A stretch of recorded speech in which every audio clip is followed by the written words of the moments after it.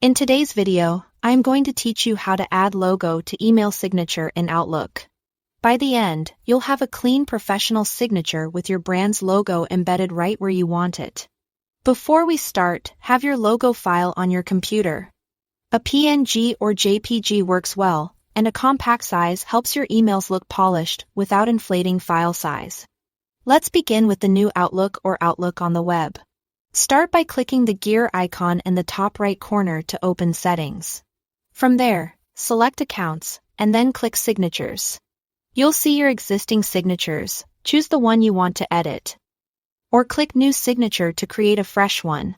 In the editing pane, place your cursor exactly where you want the logo to appear relative to your name, title, or contact details.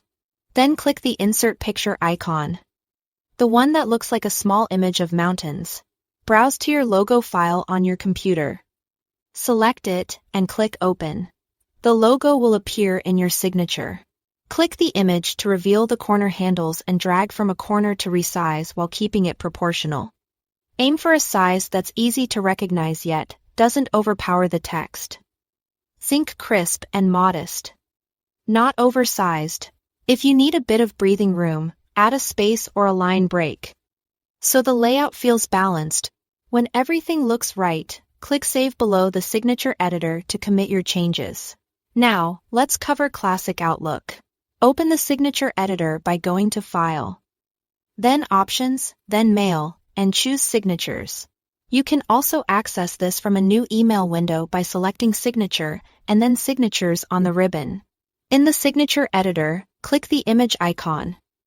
Again, the one that looks like mountains, find your logo file, and click Insert. For precise control over size, right? Click the logo, choose Picture, and adjust the size or dimensions in that dialog. Keep the aspect ratio locked so the logo doesn't stretch or look distorted. Take a moment to eyeball how the text aligns with the logo and whether the overall spacing feels consistent. When you are satisfied, click OK to save the changes.